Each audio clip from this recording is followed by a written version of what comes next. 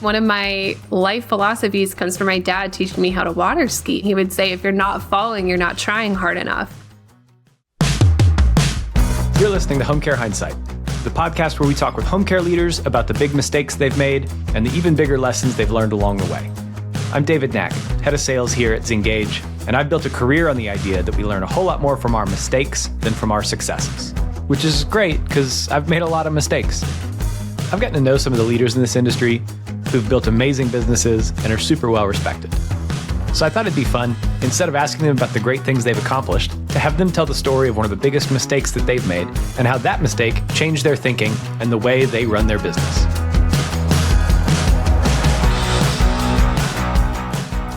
Hey folks, something a little bit different this week. It's summertime and bringing out some of the episodes we did at the very beginning of this show and re-releasing a couple of those. So this is one of my favorites we did from earlier in the year with Rachel Gartner of Carework. I thought the conversation was really excellent.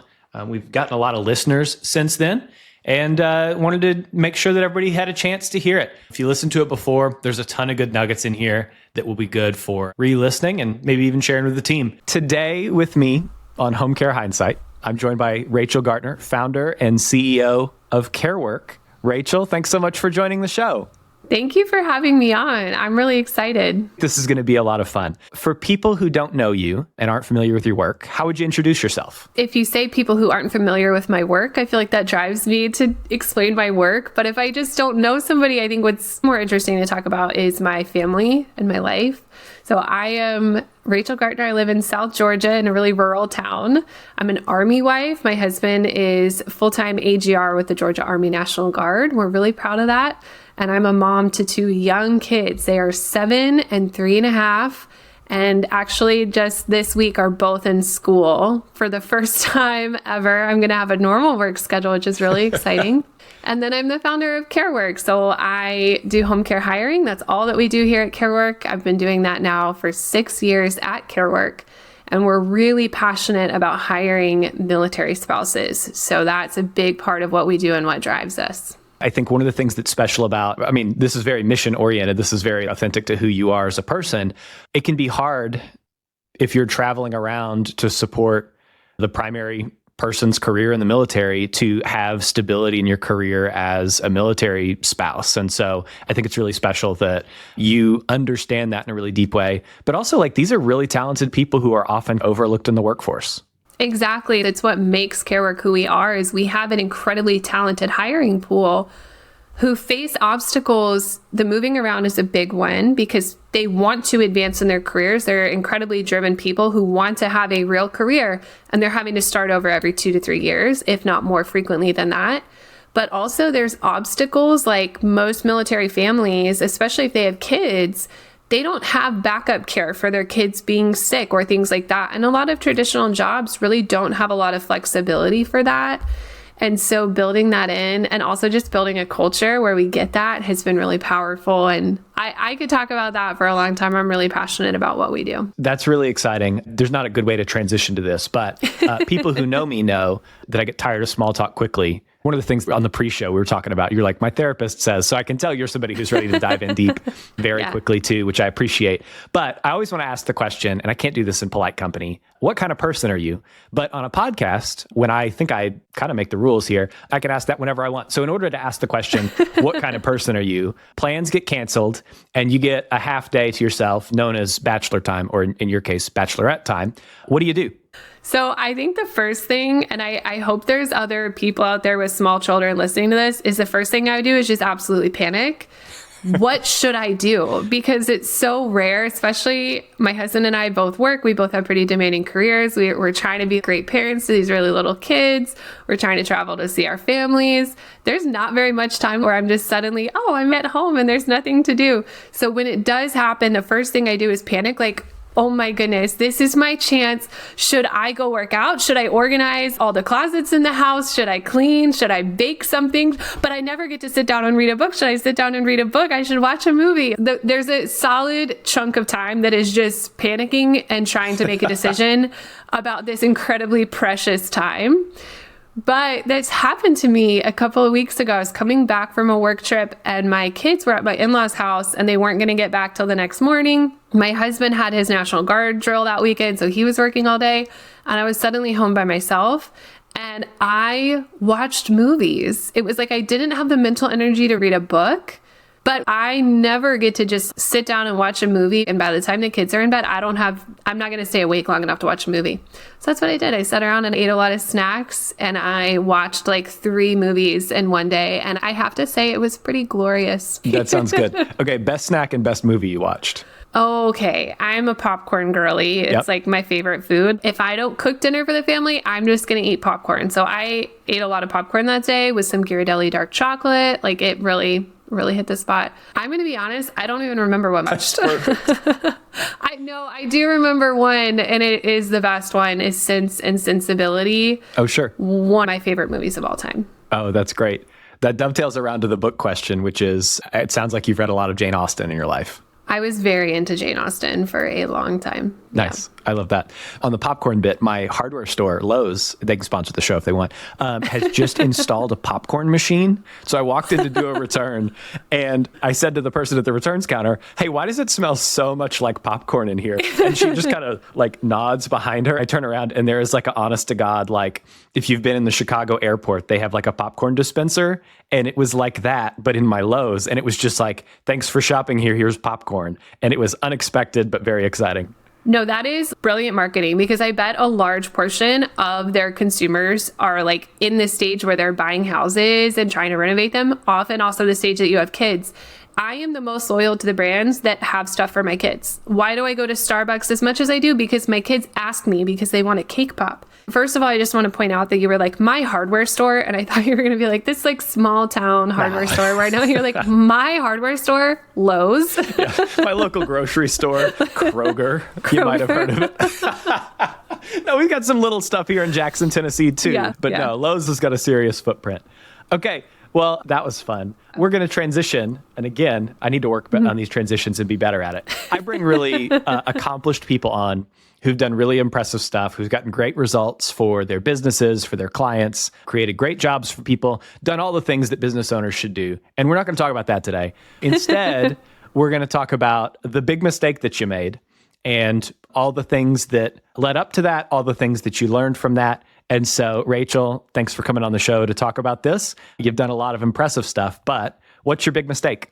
Can I just talk about how much I love this concept?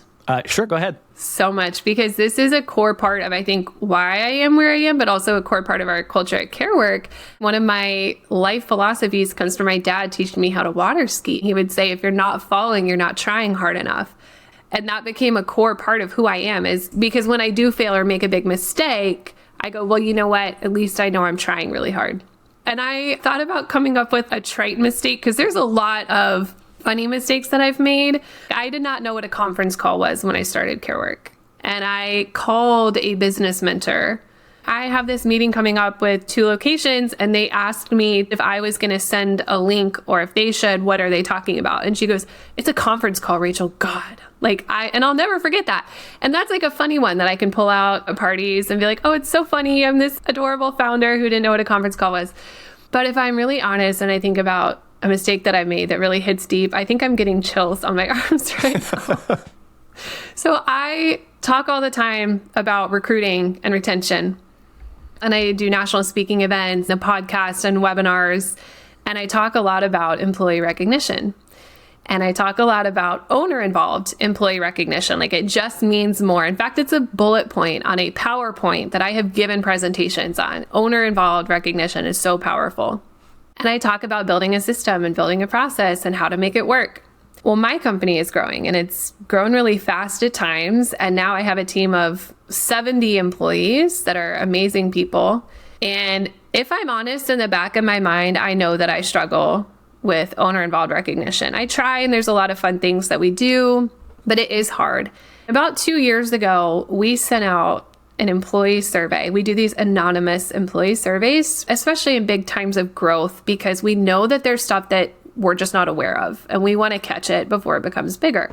So we'll send out anonymous employee surveys, which, by the way, is like one of those things you do and you kind of pat yourself on the back. You're like, I'm listening because Even before the results come back, you're like, oh, done. Check that box. You're like, I care. I am so good at this. Feels really good. Sometimes you get great ones back and it feels really good. I got a response about 2 years ago from an employee that said, Rachel gets on podcasts and talks about recognizing your employees. And I'm just wondering when she's going to walk the walk, because we don't get that at all at Carework. And she does not do that for her own employees. I know. It makes me want to cry still. Like, I hate talking about it. It's painful. I mean, it makes sense to me why this stands out to you. But I think the fact that you've chosen this to talk about, and it's clear that this has made a big impact on you and your business and your philosophy of leadership and all those sorts of things. But the question is, why didn't you just say, well, that's one disgruntled employee, their opinion doesn't matter, like whatever, and move on with the 69 other responses that were positive? Well, first of all, we could have a whole therapy session here, because for most people, it's a lot easier to make a note of negative feedback, right? At the core of who I am and why I have a business, my intention is always to err on the side of generosity. That's actually a phrase I use a lot with my leadership team, is whenever possible, err on the side of generosity. I believe that about myself, and I want that so bad to be true. And when they said that, and I was confronted with the fact that to somebody at my company, that was not the experience they were having.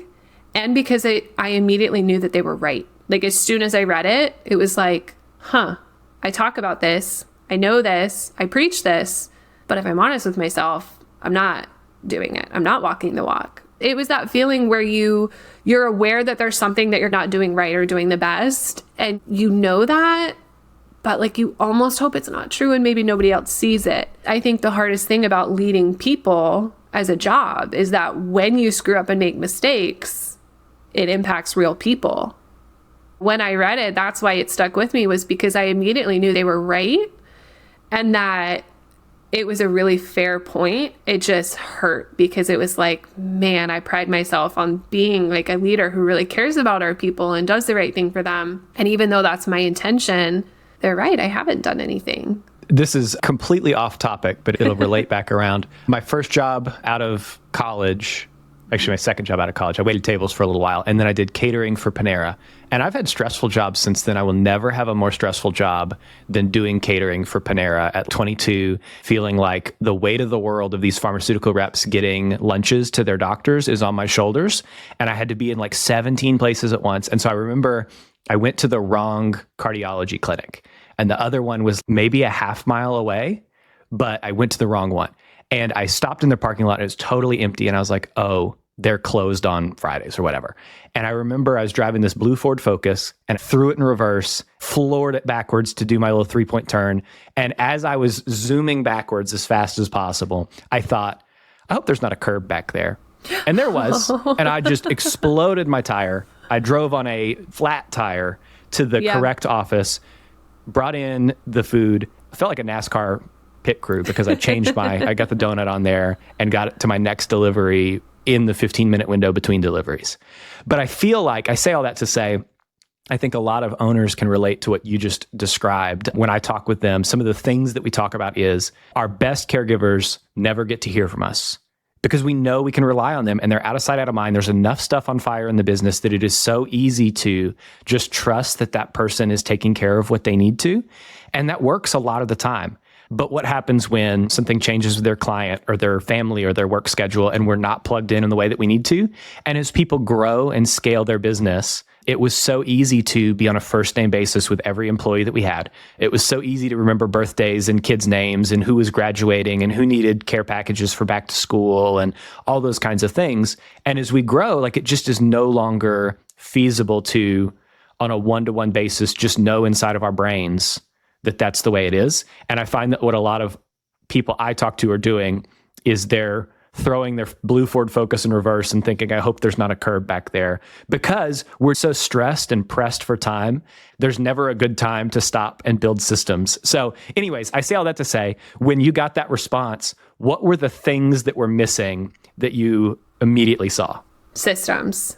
And you're right, like we had grown so much. And I think too, it's such a hard line because when you're growing a business, you have to give yourself grace that you're not going to get everything right the first time and that you can't be everywhere at once. Like you were saying, you have to get to the next place. You can't be everywhere at once. You're trying so hard. And when you're growing a business, you have to give yourself some grace that I'm not going to have everything all together at once. Is the reality for most people, especially if you're bootstrapping, where you can't just go out and hire all the hires that you need from day one, and you've got too many things on your plate, and it's very stressful. And when you are in that situation, you have to give yourself that, like, I know there are things that need to get done that haven't gotten done. I know there are systems I need to put in place that I haven't put in place. And the danger there is waiting to fix something that you know needs to be fixed until somebody points it out to you.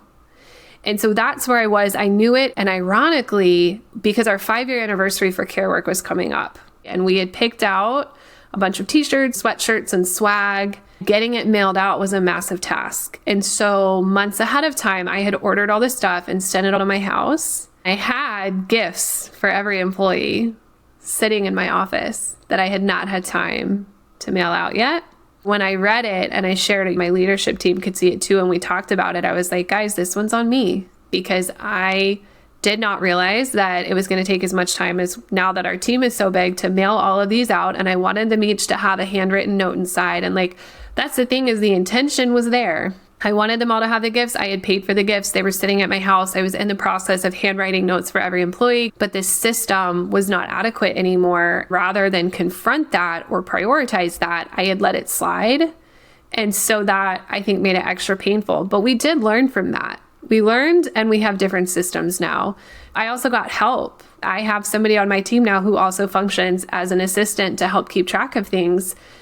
Because part of growing a business to the level that we're growing, for me personally, there's a lot of just acknowledging that there are things that I'm not good at. I am not good at mailing stuff out. I want to be good at mailing stuff out, but I'm not. And so now our system for that is different. We have more automated platforms for mailing stuff out. I do notes differently. Our Christmas presents, because I do big Christmas presents every year for our team. All of that is being done differently now, with the awareness that I can't risk it all sitting at my house and I'm not able to get it out. We have systems now for birthday trackers and gift cards going out to every single employee with a note about how much we appreciate them. Because like you said, in the earlier days, it was a lot easier to keep track of that. And I have members on my team who are great about going in our group chat and being like, happy birthday, so-and-so, you know? And I love that. But the system was not adequate to make sure that nobody ever fell through the cracks. When you have a team that size, when one person falls through the cracks, they absolutely notice that, and it feels very personal to them. And so you want the recognition to feel personal, but you have to have a system underlying it. And that's what we have now, is we have systems in place to make sure that every birthday is noticed. If somebody on our team is having a baby, you know, in addition to paid parental leave, we have a system in place to say they're going to get, you know, a gift card and it's going to be sent out at this time and this is who's going to send it. So we really just had to set up the systems to scale the intention of what we were doing, because the intention was that everybody got a birthday, you know, happy birthday with some kind of gift. Everybody got a baby gift. Everybody got a Christmas gift. Everybody got a Carework anniversary gift. But the systems there had not grown with us. And so now we've really built the systems for that. Part of the reason I'm excited that we're talking, and I feel like we're going to have a lot of other stuff to talk about down the line at Ava. This is the little plug. Sorry, everybody. Remembering birthdays, remembering work anniversaries, showing recognition for those retention bonuses. We know how hard it is to get people past the 30, 60, 90-day mark in the business. And so having stuff built in, automated, that does not get forgotten, that does not slip through the cracks, to be able to recognize people for those key milestones, as well as for great performance, baked into the heart of what we're doing. And we see firsthand from the data how important having a culture of recognition, having a culture of appreciation is to a business. And so I know that's something you coach owners on all the time. And I'm curious, how did all of this change the way that you're coaching your clients, that you're serving your clients? Well, first, I just want to say to everybody that David did not make me choose that story as the story for the podcast. It just pairs really well with what you guys do, because it is so hard to scale employee recognition. But yeah, I mean, it's changed a lot. And it's just pairing the intention with the execution, because the intention was always there. We judge other people by their actions and ourselves by our intentions.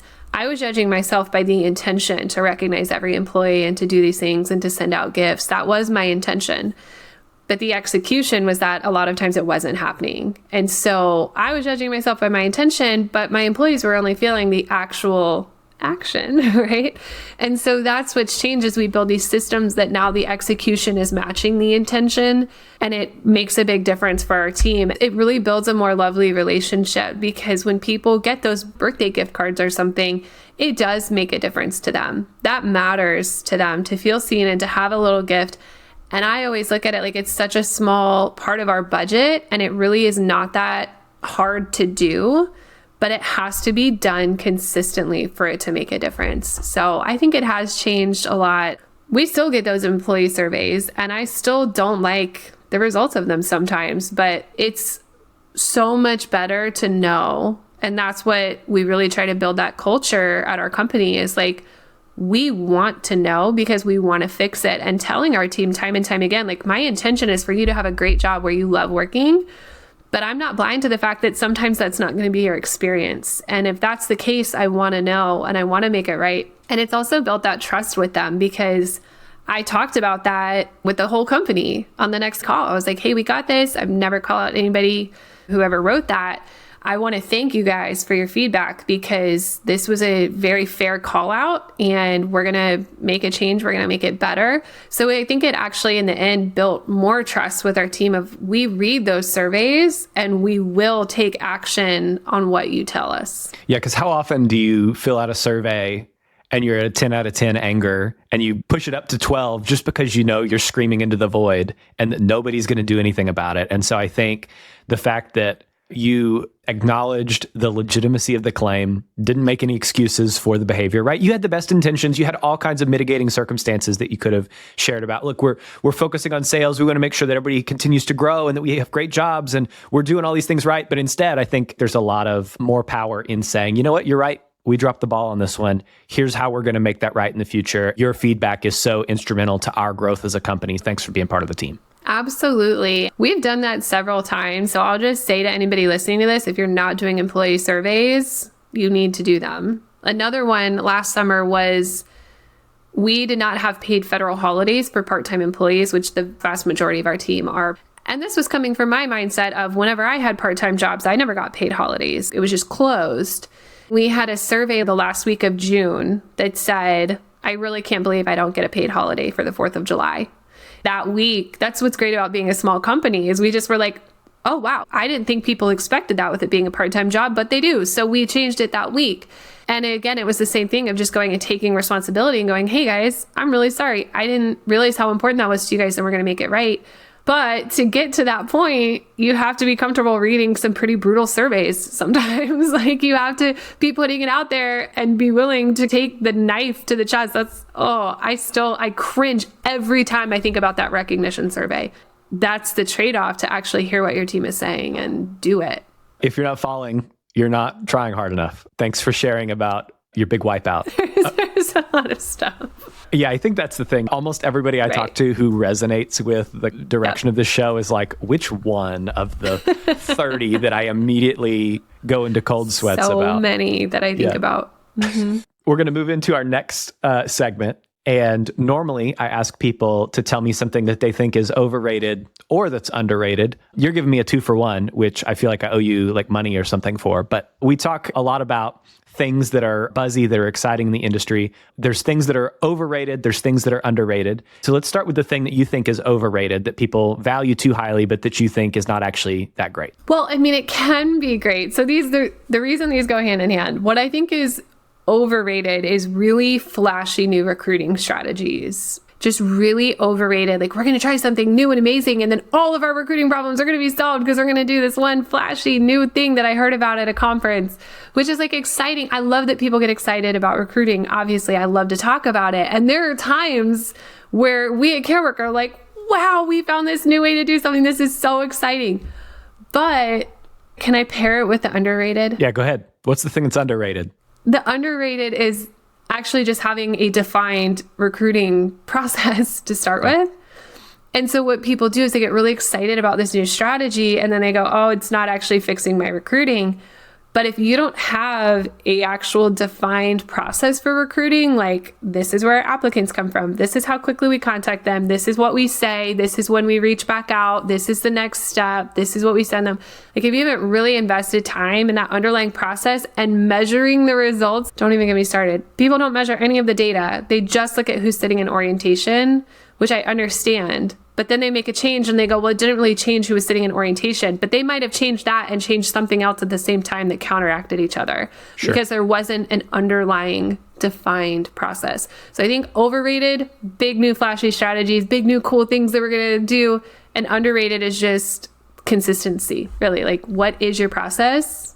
What's the baseline? And then make changes incrementally on that baseline. I think the thing that is interesting to me about recruiting and sales and the way that they mirror one another is recruiting is sales. You are selling people on this job opportunity.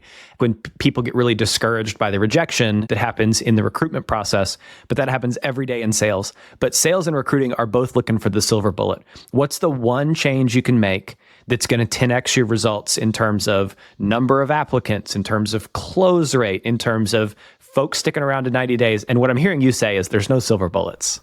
There's none. I have to tell people this all the time because we get people that come to Carework and want to sign up with us and get suddenly completely different results, but don't let us make any changes to their recruiting process. So, like, this is the way we've always done it. It's a waste of time if they come in without the paperwork done. Like, nope.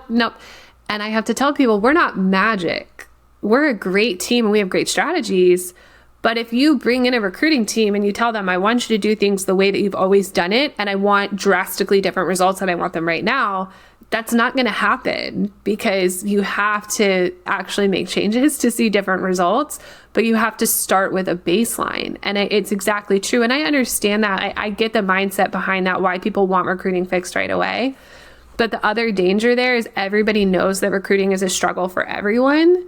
It can honestly be easy for people to stick their head in their sand that they don't have a good recruiting process and it's not consistent, because when they're understaffed, they go, well, everybody's understaffed. And so it's that balance of, no, there's no silver bullet. There's nothing you're going to do that's going to fix it in one day.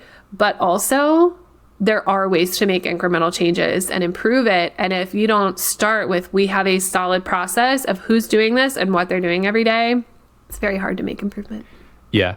Recruiting, staffing shortages, retention, that whole frustration of beating your head against the wall. Like, it's hard out there. We talk to owners every day who are struggling with making sure they've got enough caregivers and caregivers they can rely on. The average turnover in this industry is 79.2%. That's not going to change. And add on top of that, these owners are having to hire, it's like a third of their caregiver census that keeps turning over and over and over again. And you got to keep replacing those people. And it can feel like you're pushing the rock up the hill and it rolls back down and you're doing it again. But what we've seen, and I know you've got some data from people who use your service as well, is that you can get that rock a little bit further up the hill. Maybe you can start at a different place at the bottom of the hill. And it's always going to be a challenge in this business because the business is people and people are unpredictable and hard to work with. I wouldn't want to work with me sometimes, but there are absolutely ways that we can make little changes that have huge impacts down the way, but it's not going to happen overnight. That's exactly right. When you look at the average, there are people that are doing better than the average. And that's what we want people to walk away with, is it actually is possible to be successful, and it's possible to be really successful. I work with agencies that are expanding rapidly because they're hiring so many caregivers. But I think what it comes back to is this concept I talk a lot about when people want to improve their show up rates in particular. They'll go, well, if just more people showed up. And it's like, yes, I wish that more people showed up to the interviews we schedule or the orientations. But what you have to do is look at it, how do we plan around the current reality that's in front of us and also try to improve that reality? It has to be both. If the reality is that turnover is high, business-wise, you have to plan for the fact that turnover is high and hire enough caregivers to continue growing your business. Also, try to improve your turnover rate because you can make improvements. And those little changes over time add up to really different results. And that's how some agencies are growing so quickly, is they've just bit by bit made the little changes to get a little further up the hill. And that adds up over time in a massive way, especially when you do that at every step of the process. This gets a little bit better. This is improved by 3%. This is improved by 5%. That adds up. Okay, wonderful. Well, we have talked about a big mistake that you made. Thanks for sharing. What is a little mistake that you see home care owners making all the time that if they stopped, it would make their lives or their business 10 times better? Complaining about caregivers out loud, especially down the chain of command, maybe too military of a term. I don't know what else it's called. But when a leader complains about caregivers out loud, it defines your culture. And when your culture is such that caregivers are irresponsible, they don't want to work, they don't want to show up, that influences all of the micro decisions that your team is making that you can't micromanage. And so we have leaders out there that will stand in their office and complain down the chain of command about how irritated they are about caregivers.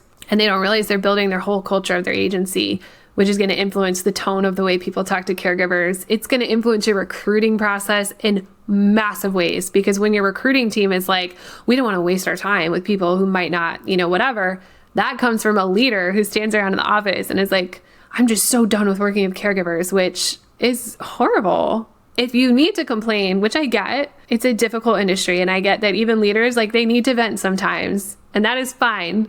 Don't vent to your employees. Go home and vent to your family, vent to your friends, vent to other home care agency owners. If you need to vent, don't do it to your team, who then are learning from you how to look at caregivers. A good note about leadership is that sets the tone, and all of the different ways that posture and the temperature of the room impacts all the things makes such a big difference. And we've seen it be a big mistake too. We've seen some pretty harsh stuff. It all started with leaders who thought nobody was listening or nobody was really paying attention, or they just want the camaraderie, with their team. And I get that. I really get that. But that is probably, I would say it's a little mistake that actually turns into a really big mistake. Yeah, it snowballs quickly. Well, we've talked a lot about mistakes, and that's been fun. And I think we can learn a lot of those things. But I like to end every episode talking about something that's gone really well. And so, Rachel, what's your win of the week or of the last little bit? This one's really fun for me. We have an agency that we just wrote a case study for, which is always super fun, but they've cut their caregiver turnover by 25%.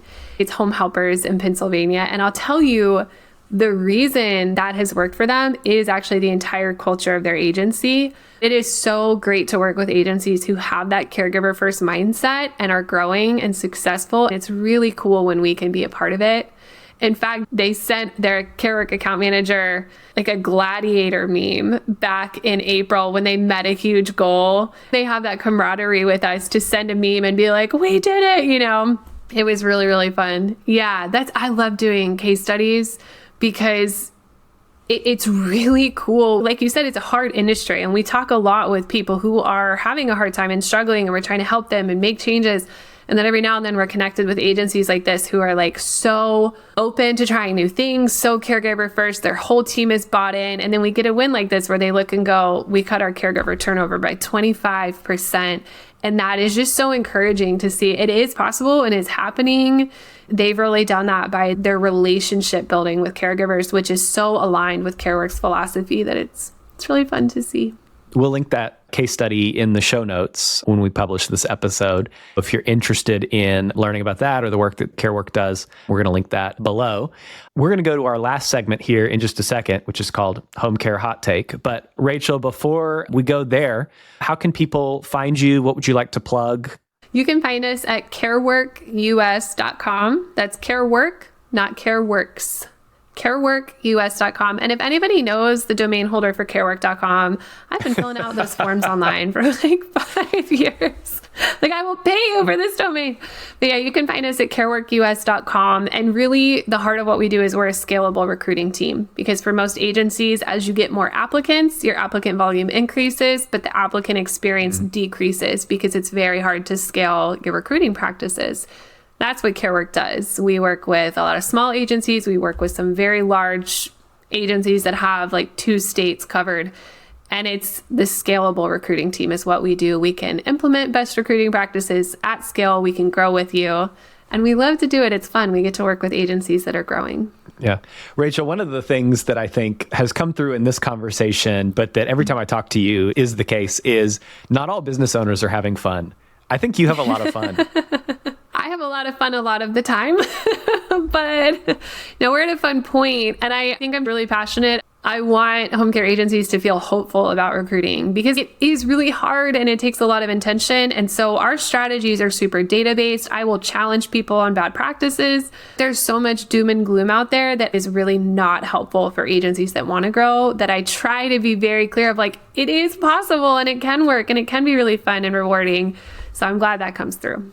Rachel, we're going to go to our last segment here, which is called Home Care Hot Take. And I threw together some questions. I just want to give you a minute because I feel like you're probably going to have some opinions about these things. So I'm just going to set them up for you and then talk about them. Tell the people what you think.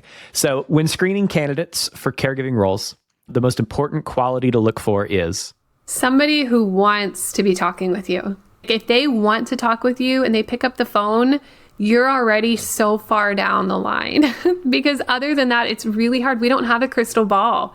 A lot of caregivers have a great interview and then never show up again. And a lot of caregivers have like maybe a not great interview and give them a chance and they end up being amazing. So I think if you can just get somebody in there and talk with them and have a good conversation, most other things can be trained. One thing that should be part of every agency's hiring practice is analyzing your recruiting metrics. You should know how many applicants you're getting a month, how many are scheduling interviews, how many are showing up, and what the outcome is. Because if not, you are throwing spaghetti at a wall. You can't make progress if you don't know your baseline and what metric you're trying to improve. The most overlooked source of quality candidates for home care positions is referrals. They're not overlooked, they're underfunded. So for home care agencies, when they do referral bonuses that are $50, $100, and then you go look at your cost per hire for online job ads is like $500, $600. Yeah. Fund your referral program better because you're going to get better caregivers and they're going to stay longer.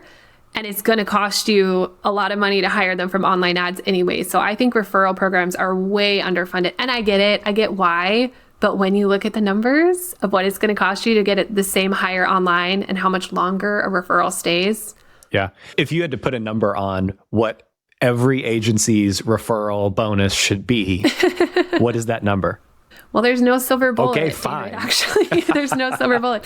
But what I tell agencies when they're struggling with this, go actually look at what your cost per hire is on online job ads, and you can probably double it because when you look at the data on how much longer a referred caregiver stays, you can spend way more on a referral bonus than you do on online job ads. Then when you do that math and it comes out to like $1,000 bonus for your referral program, that sounds insane. But people will not want to do it. And then they will go up their Indeed budget and up their Indeed budget and up their Indeed budget. And it's like, you actually are spending more than that. Like spend it on your referral program instead. To stand out as an employer in a competitive job market, agencies need to simplify their hiring process. I talk about this all the time. And the mindset behind not doing it is like, if they can't fill the paperwork out, they're not going to show up. No, because they're going to show up to the place that told them to come in and they'll do the paperwork with them. They're showing up somewhere. It's just not going to be with you. They're going to go show up at the agency down the road. So to stand out, you have to simplify the process and get them in the door as quickly as possible. The biggest trend shaping home care recruitment in the next 5 years will be? I really hope it's embracing a caregiver-first mindset because that's what I preach about all the time. If you actually fully embrace a caregiver-first mindset, it makes a massive difference for the results of your agency and for the quality of the care that you provide. So number one, foundational, get your mind right about caregivers and valuing them and building your recruiting process around their needs, not yours, and the rest will follow. That's awesome. That's a great place to end it. Rachel, thanks again for coming on the show today. This was a ton of fun. I think this is going to be a really great episode for our listeners. So thanks so much. Thank you so much, David. I appreciate it. On behalf of the team here at Zengage, thanks for listening to the show. We'll be back next week with another episode, so be sure to subscribe wherever you listen to podcasts on Spotify or Apple or YouTube. Leave us a rating while you're there. It helps other people find the show. If you have comments on the show, drop me a line, david@zengage.com. Would love to hear from you, chat with you there.